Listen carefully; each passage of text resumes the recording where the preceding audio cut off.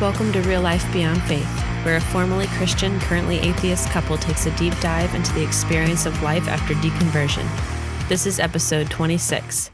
I'm your host, Jenica Crail. I'm your host, Patrick Crail. So tonight we're going to talk about the Atheist Community and why we enjoy being part of it. But before we do, there are a couple big topics that I want to talk about.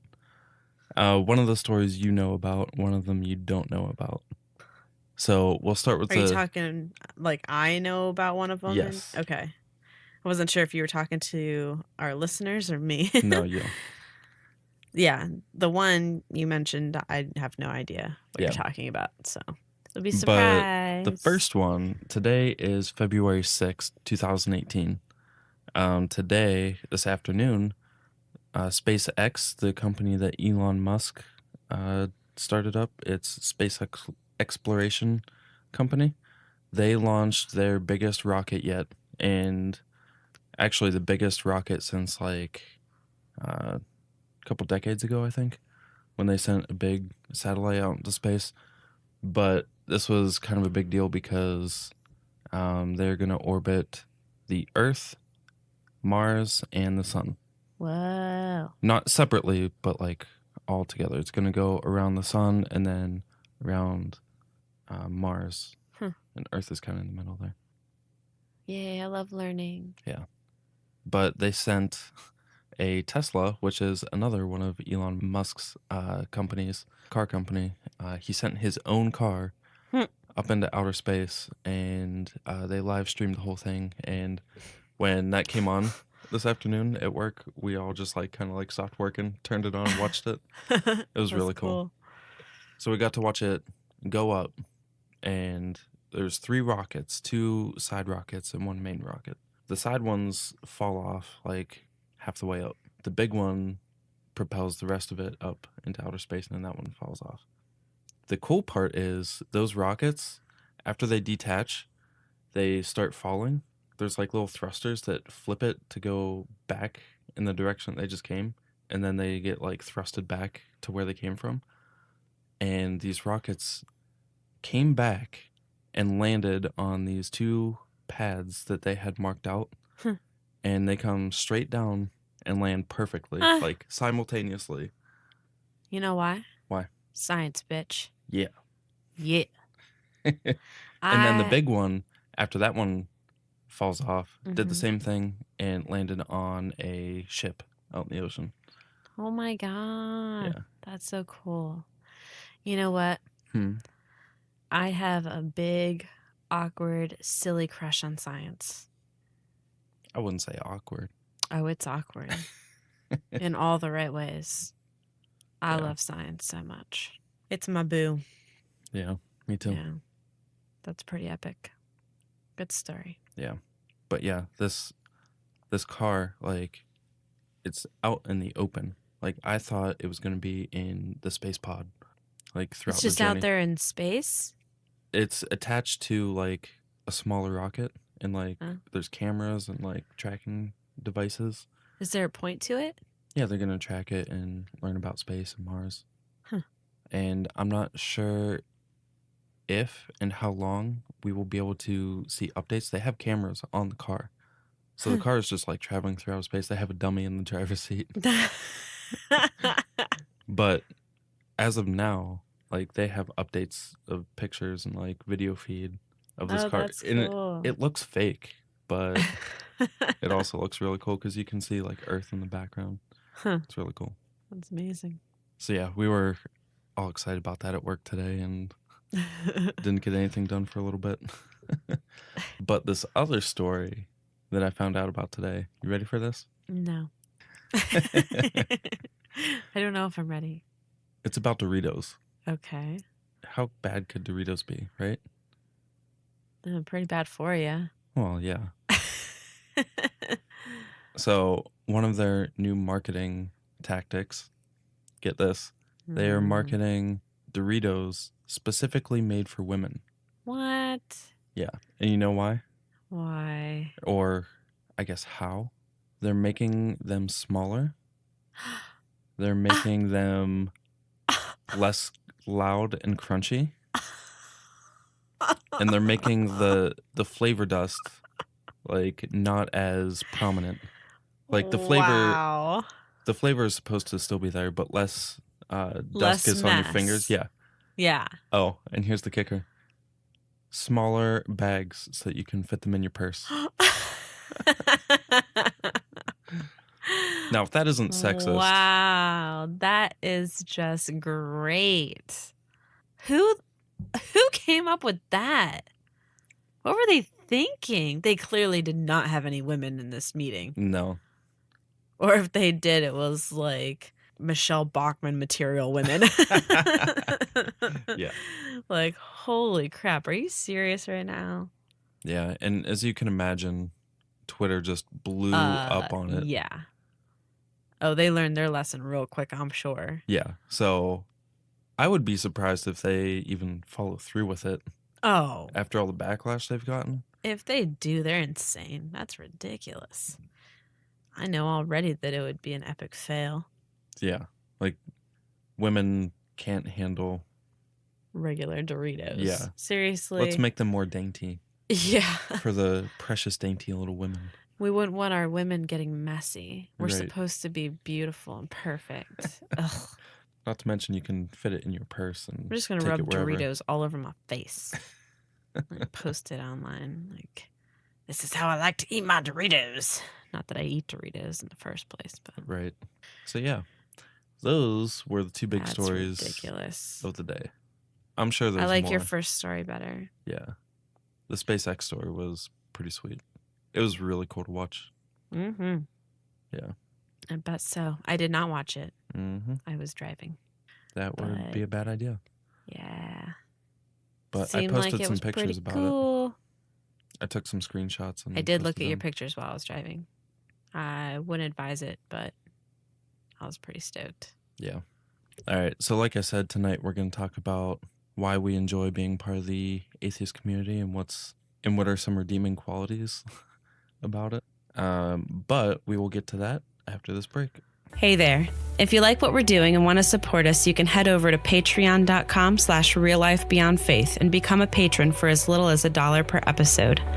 Your support is greatly appreciated and goes toward a podcast hosting site, equipment, time spent recording and editing, and our activism in our community and beyond. You'll also gain access to behind-the-scenes video content from our recording shenanigans. Another great way to support us is to give us a 5-star review on iTunes or Stitcher or share our show on social media. You can find us at facebook.com/reallifebeyondfaith and Twitter at RLBFpod. And you can email us at reallifebeyondfaith@gmail.com. And we're back. Welcome back to this week's episode of Real Life Beyond Faith, where we take a deep look into the atheist community. No. We already did that. Where we take a deep look into the atheist community and why we want to be a part of this thing. Don't you interrupt me. I see how it is. I'll straight up pwn you. No, you will not. I will. No, you will not. I just wanted to sound like official for a hot minute. Like professional. Yeah. I wonder what that's like. We wouldn't know. Maybe one day. Yeah. Well, I just got off of an interview with Seth Andrews for The Thinking Atheist, and that man knows how to put together a professional interview. Speaking of professional, I am now a professional activist. Hey, me too. We are going to be speaking at a couple of speaking at one conference. Yeah, attending another one. And possibly more this year. I mean, the year is young. It is young. So March 17th, we're going to NaNoCon. And that is a conference that's in Nashville, Tennessee. And it stands for Nashville Nuns. And that's not the religious type of nun, but it stands for like you check the nun box for religious affiliation. So get it? You're Nashville Nuns. Affiliated. NaNoCon. Yeah, it's pretty epic. Con is convention, obviously. Yeah, thanks for that. Good job. Wouldn't want to interrupt you. Shut up. Oh, man. We just cut out all kinds of crap where Patrick was just interrupting me and Yeah, we're going to cut being this out too. silly. No, we won't. This is staying in unless you make it awkward again. Anyway, so if you want to come out and see us and see the pretty epic speakers that are going to be there, then we'll be there on March 17th. St. Patrick's Day. Oh my gosh. Nobody cares. Okay, maybe other people care. Yeah. But yeah, it'll be fun. But guess who's there? I was just about to say, you want to tell them who's going to be there? Yeah, guess. I don't want to. I can see it right in front of my face. The keynote speaker, again, I believe he was there. Well, I believe he was the keynote speaker last year as well. Yeah, he was. Matt Dillahunty. There's also Dr. Marissa Richmond. She's the founder of the Tennessee Transgender Political Coalition. There's also Anthony Magnabosco. He does street epistemology. And there's Mandisa Thomas, president of Black Nonbelievers. And Bart Campolo. He's an author and recent humanist chaplain at University of Cincinnati. They actually just moved back here from, is it L.A.? Yeah, he's a personal friend of ours. Yeah. And we are now involved in a humanist community that he is starting up. Yeah, because we both live in Cincinnati. Yay! Yeah. And another personal friend. Jinx. Dr. Dale Ray, founder of Recovering from Religion. And he's written some books, and he has a podcast. Yeah, he's written Sex and God, which is a fantastic book, and also The God Virus. And his podcast is Secular Sexuality. And he's a super cool dude. Yeah, he's funny. We like him a lot. Phil Ferguson will be there. He is the president of Polaris Financial Planning. Kelly Helton, another personal friend of ours. Yeah. She's the daughter of the president of the Tri-State Freethinkers. Don't worry, I got you. Oh, talk about interrupting. I had that.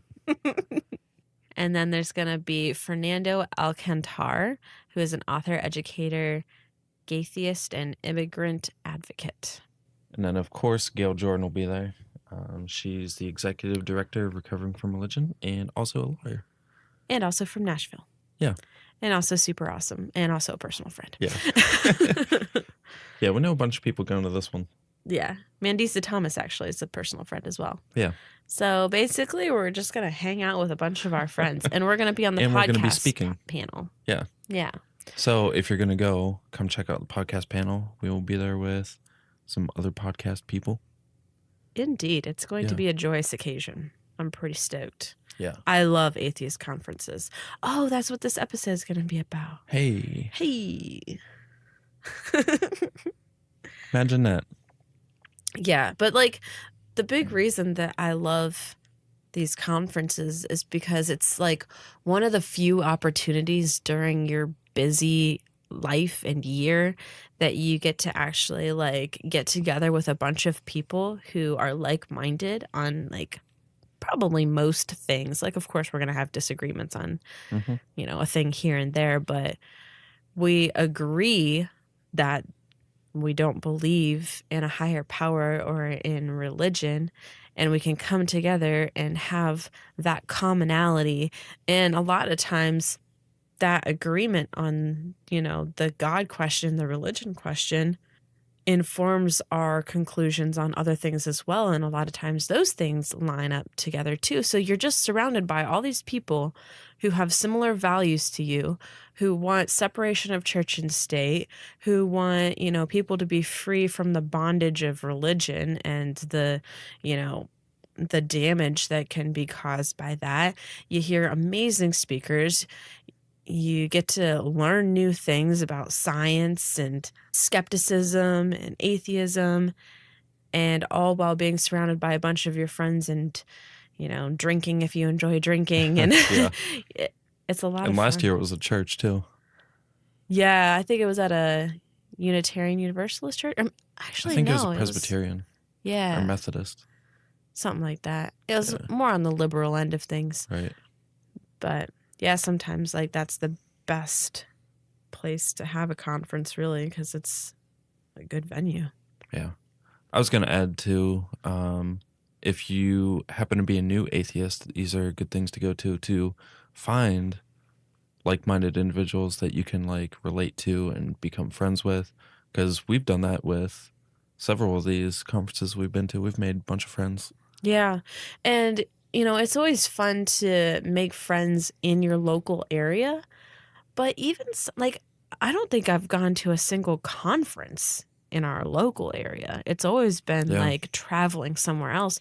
But those are friendships that are meaningful and can grow even despite the distance Mm-hmm. because we keep in contact with people online. We have tons of Facebook friends that we talk with on a regular basis. Like, just because it may be a few hours away, or in some cases several hours away, or a plane ride away, like it's still so important and beneficial to build these relationships and, go and be encouraged that you're not alone. And You just took the words right out of my mouth. I was just going to say too that it's easy to find people to relate to realize that you are not alone in your thoughts and your journey. Like a lot of people have been through the same stuff. yeah, It's exactly. kind of awesome to be able to make friends and relate to those people. Yeah, it's a powerful experience to know that you're not alone in what you're dealing with. And a lot of us live in very religious areas where we're kind of just surrounded by that mindset all the time. And to go and be in a place where we can talk openly about how we really feel about things is just refreshing. Because I know, like, for me, when I'm at work, I have to kind of like keep some of the things that I actually believe under wraps to a degree, just so I'm not offending people constantly, because otherwise everyone will just hate me. Yeah, and then whenever you need help, you're not going to get it, and then people are just going to be talking behind your back. Which, Yeah, I mean, they already do that a little bit, but I was going to say, which but they I probably mean, already do. I also just I don't want to be that person who's like always offensive and saying things that, no one else agrees with and stuff. Like, I'll definitely speak up when I think it's important to speak up, but I'm just saying that it's so refreshing to go and be in an environment where I know that whatever I say about how I actually feel about religion and religion's impact on the world and on my life personally, I know it's not going to offend anybody. Yeah. And that's just so refreshing. And I personally think that there's more good in our community than there is bad. Like, I have been a personal witness to the bad in the atheist movement Unfortunately. at the Myth Information Conference in Milwaukee, Yeah. where I got to witness, anti-feminists and anti-social justice people and just like people who just live for being trolls and being mean and confrontational and all that stuff. I witnessed that firsthand, and yet I can still say that overall I am pleased and amazed with the atheist community. We have been welcomed in with open arms from the beginning. Mm-hmm. We have met hundreds of new friends. Yeah. All over the country. Several who we consider quite close and quite important in our lives now. Yeah. We've traveled all over the country and have had almost nothing but amazing experiences. Like, I'm really happy with our new community. Yeah.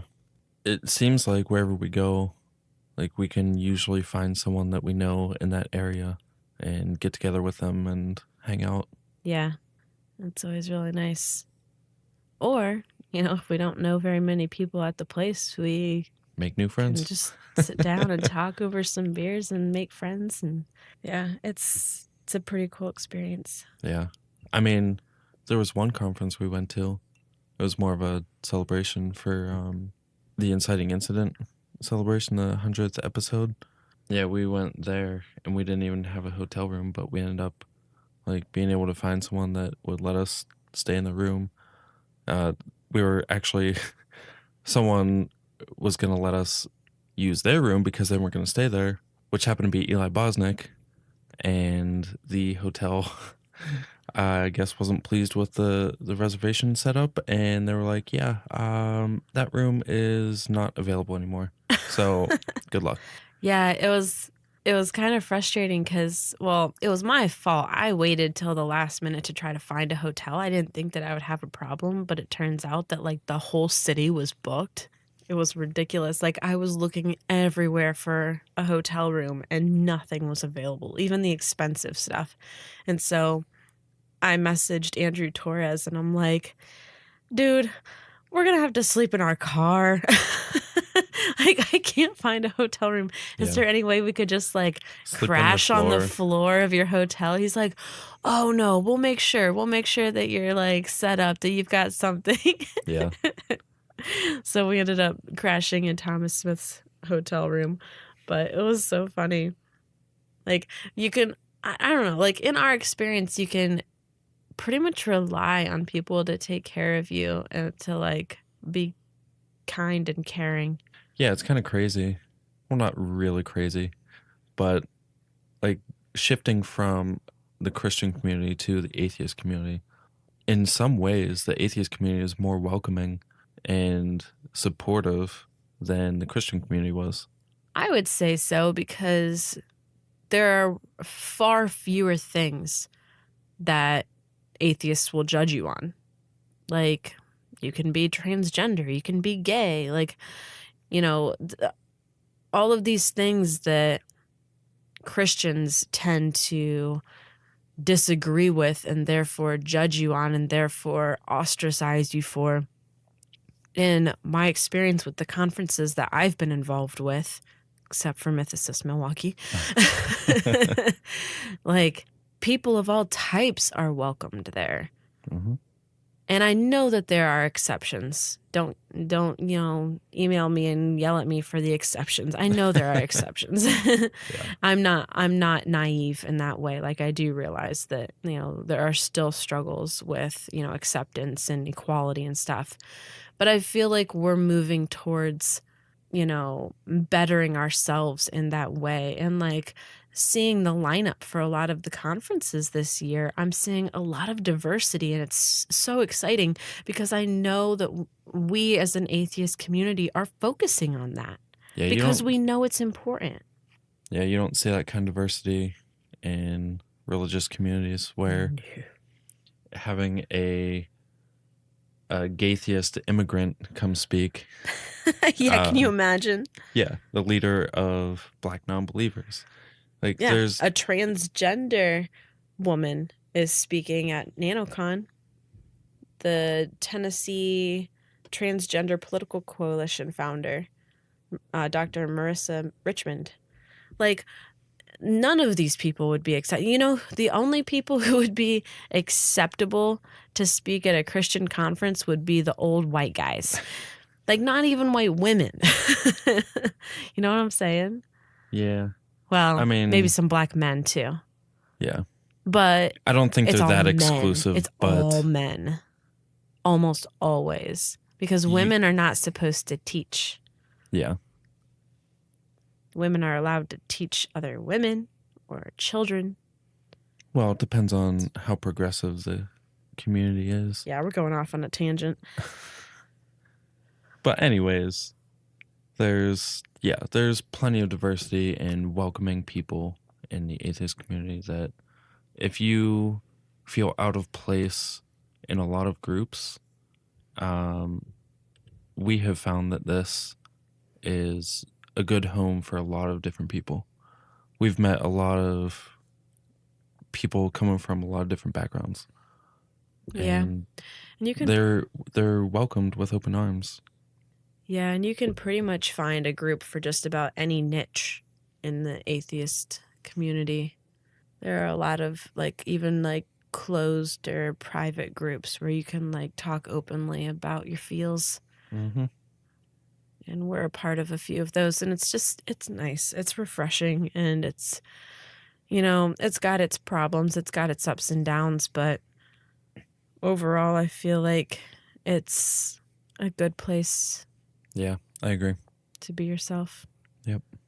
Speaking of diversity, one of the other things that I like about the community is because it is so diverse, you get to learn a bunch of different perspectives and kind of open your mind to be understanding of other people and try to figure out like why certain people feel marginalized in different areas. Mm-hmm. And you can try to empathize with them and grow in that way, that you can be more accepting and more understanding of people, because sometimes a lot of people can be inadvertently defensive, like they're not trying to be, but they say something that just is culturally ingrained in them. They say something that they believe, and then someone from the atheist community that's on the other side speaks up and says, here's where you're wrong, and this is why you're wrong. And it allows us the chance to be able to learn and grow from that. Right. And yeah, of course, like not everyone does grow from that. And it may be that the person who said the thing that was offensive or wrong, maybe they don't even change their mind. But through those conversations, a lot of people will learn from the other person's mistake. Like personally, I've learned a ton just by listening to podcasts, listening to debates, conversations, and disagreements. Like, I've changed my mind on so many different topics and points of view. It's really incredible. Like, part of the huge, like, reanalyzing of my life was done through podcasts and through learning from people in the secular community. I've also seen too on like Facebook discussions where someone will say something stupid and then someone will confront them on it. And like you said, maybe that person won't change their mind, but a lot of people are reading it and a lot of those people will change their minds. So we don't have to change every mind, but if people see those conversations, then little by little, people will progress and learn and grow. Right. Or even like a seed can be planted of Right. like, gosh, maybe I'm wrong about this. I don't know how many times I've done that. Yeah, that's what did it for me on so many things. Like, well, shit, like this person actually is making a lot of sense and they're backing it up with research and studies and statistics. Like, I might just be wrong. Yeah. And yeah, and it's refreshing and it's cool to have the freedom to be able to change my mind, that what I believe is not based on an ancient book, but based on what is true and what's factual, and I can back it up with evidence when I change my mind. Imagine that. Yeah. Evidence is a cool thing, huh? Yeah, it's kind of epic. Science, bitch. Oh, but even if both people are extreme on both sides, maybe not even extreme, but Hyperbolic. yes. I know what you mean. Yeah. Even if someone can meet in the middle on those discussions, like maybe someone's wrong on either side, and someone can step in and be like, hey, maybe these ideas are good, but what about this? Or what about this? Yeah. Like kind of see the flaws on both sides and meet in the middle. Right. Yeah. Depends on the topic. It definitely depends on the topic. Just hypothetically. Yeah. There's definitely hyperbole on both sides of every subject. But the things that are important to take away are the things that are backed up by evidence and facts and statistics. As long as you're willing to do the research and to put the effort in to find out what's true and what's not. I mean, you just have to apply your skepticism, really. Yep.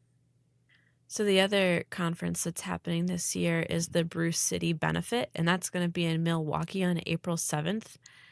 Patrick and I are both going to that.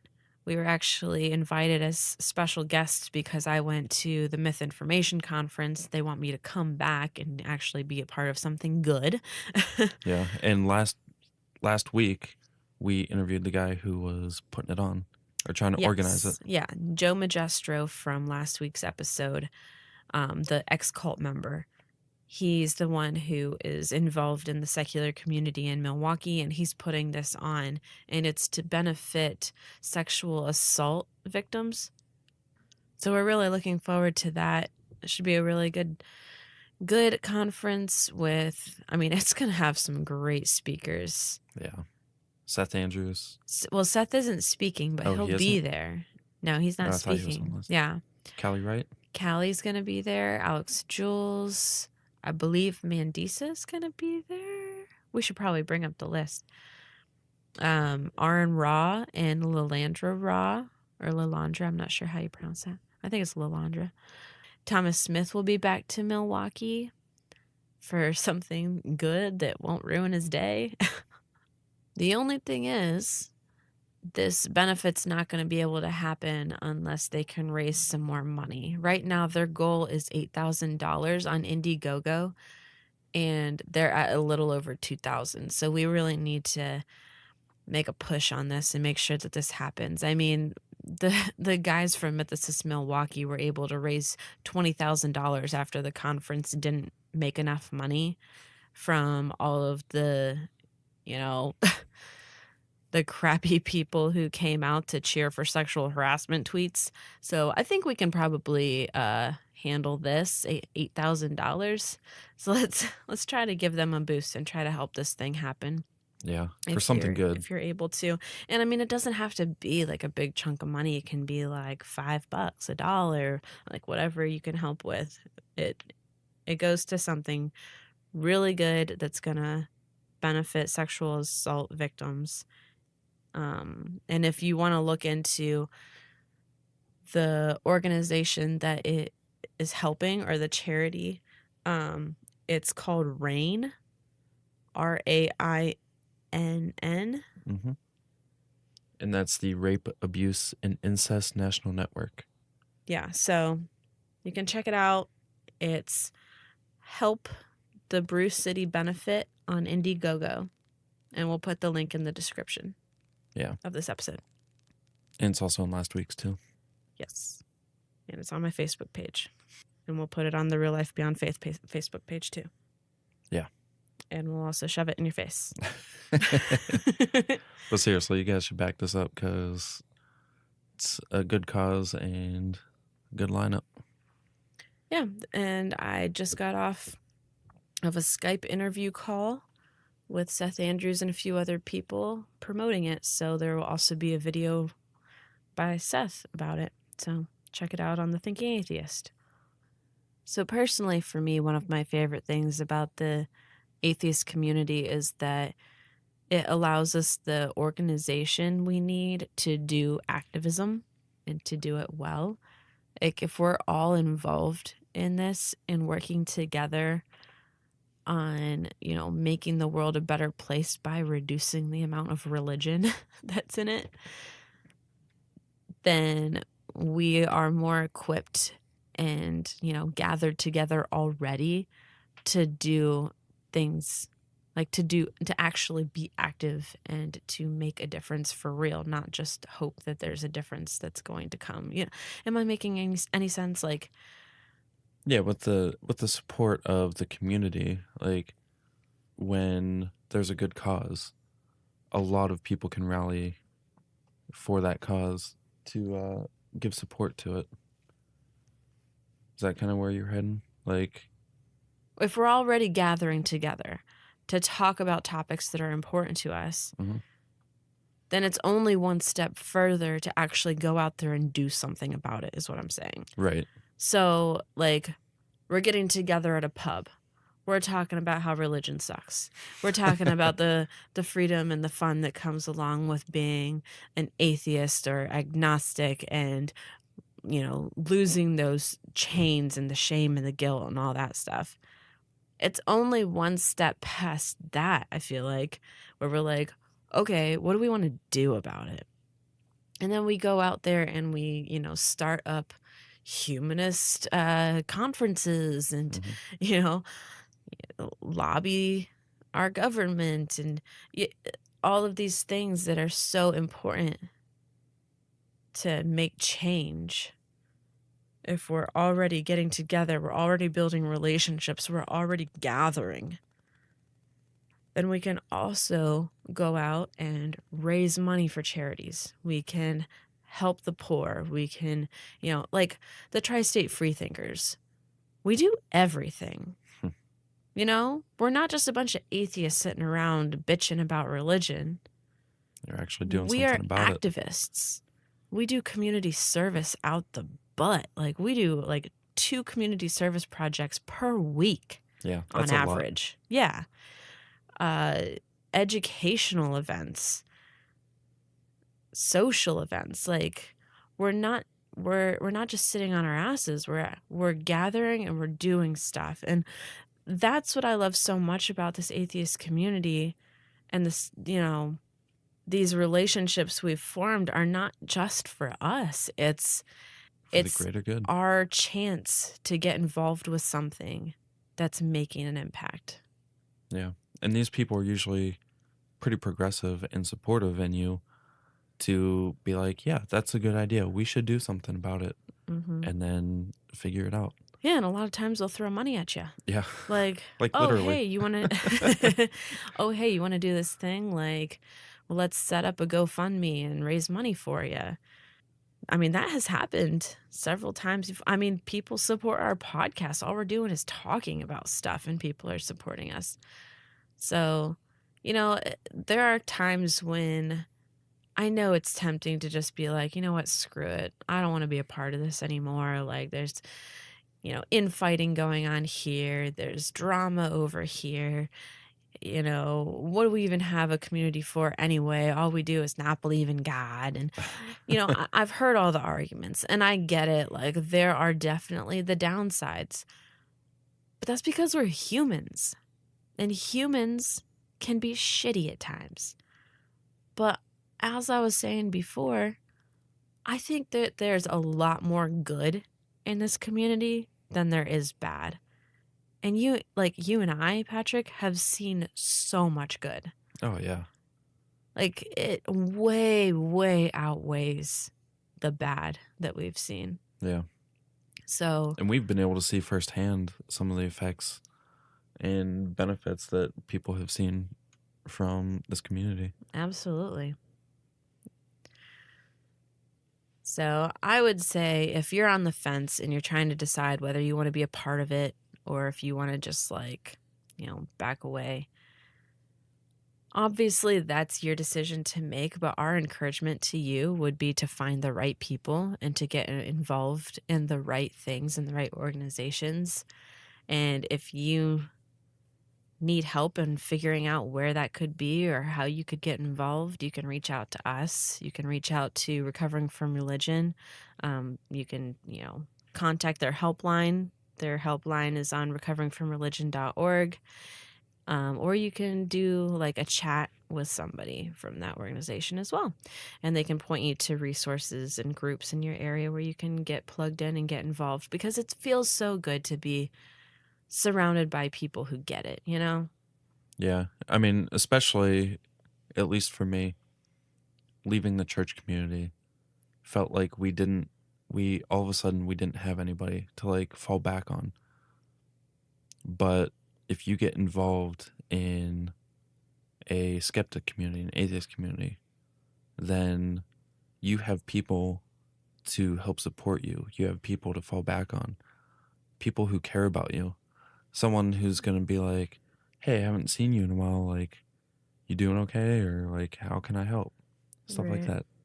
Yeah. So it's a good alternative if you are coming from a church and all of a sudden have nobody, no community to feel a part of. And not even just the helping factor. It helps you feel like you're connected, like you have a purpose. Mm-hmm. And that you can be helpful to other people as well. Yeah, and that goes for local communities or just online communities. Right.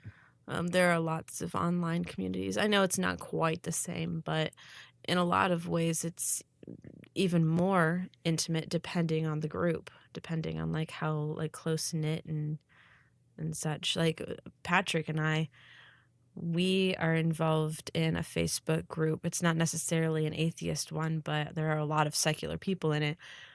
We talk to them pretty much every day. It's like this close-knit group of people. And I feel very close to these people, most of whom I've never met. Actually, I don't think I've met any of them. Yeah. And I consider them my close friends. So that's definitely something that is possible, even just online. We live in a pretty cool time where we can actually like have those kinds of relationships. Yeah, a lot of help can be done through the internet, through Facebook, through chatting with internet friends. Like, it's not the weird culture that people used to think, you know, like, oh, you're just talking to your imaginary friends from, you know, who knows where.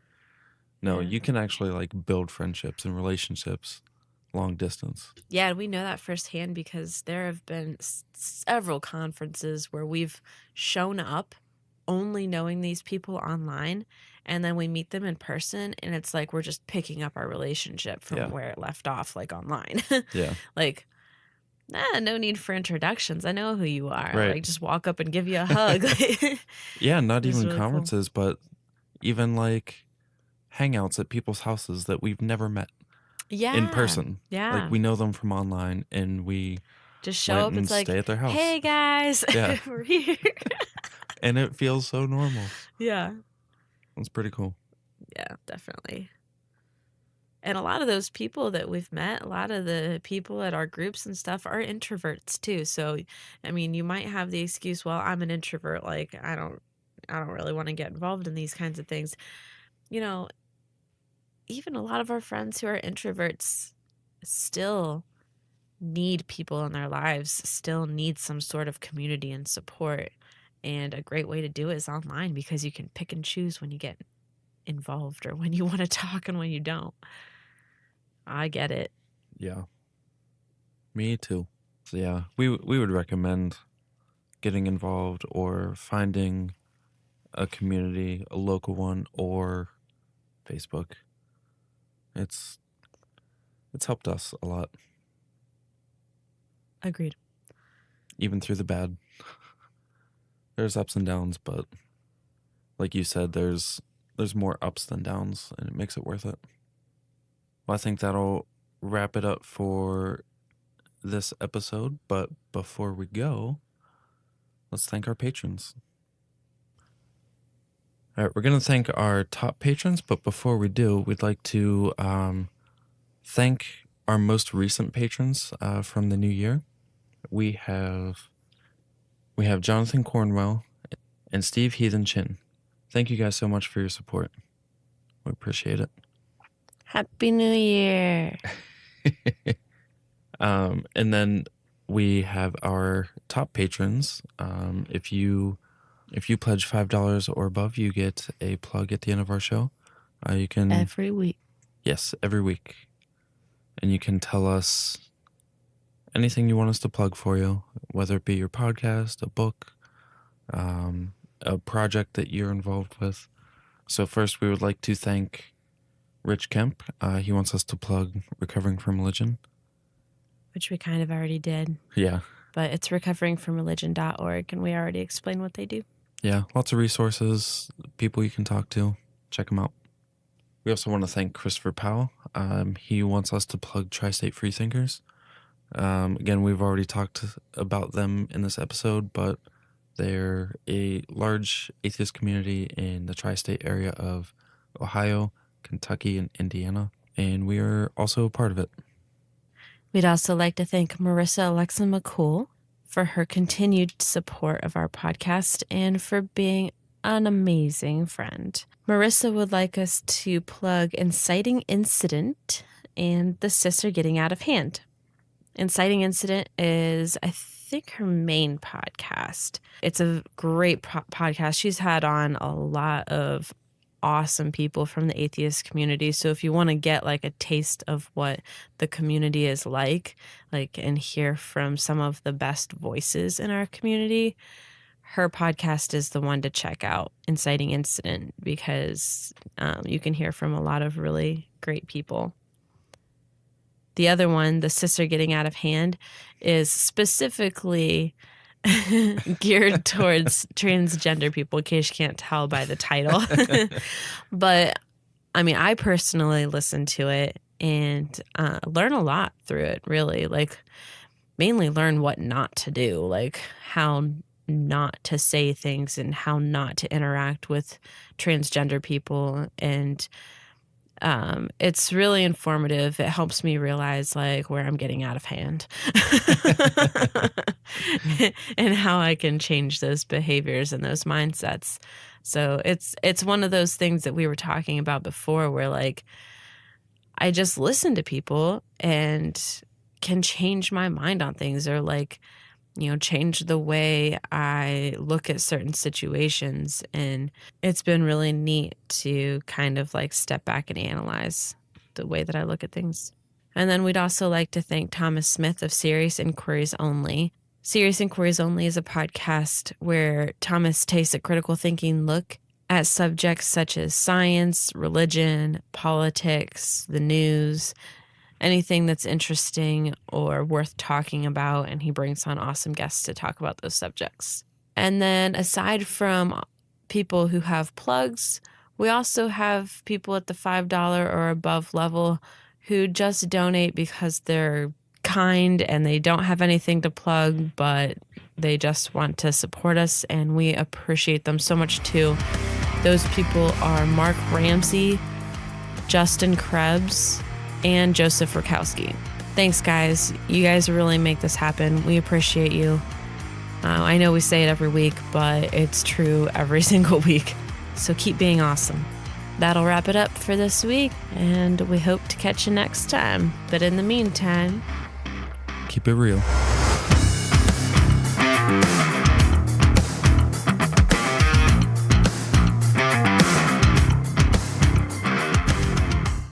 That got weird. That did get weird. That's what she said. Yeah, that is what she said. And he said that too. Everybody said it was weird. They both agreed that it got weird. Yeah. It's still weird. I wonder if we're going to get out of this loop of weirdness. I doubt it. We should probably just call it quits for the night. I kind of like it.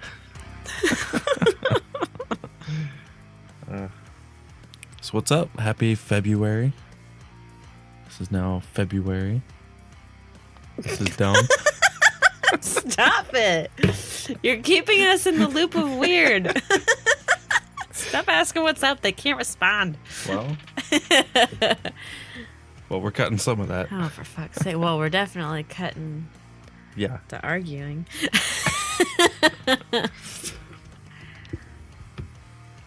So guess what we're going to talk about tonight? Oh, we're never going to make it.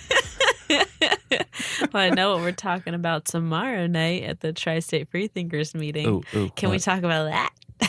Oh, wait, we've already done that 3 times on this podcast. Sexuality. Did you say sex? What? Huh? Who done it? Usable content for this episode will be like 5 minutes. The rest will be bloopers. Sorry, guys, you're not getting a real show this week. It's going to be a blooper episode. The whole episode is going to be bloopers.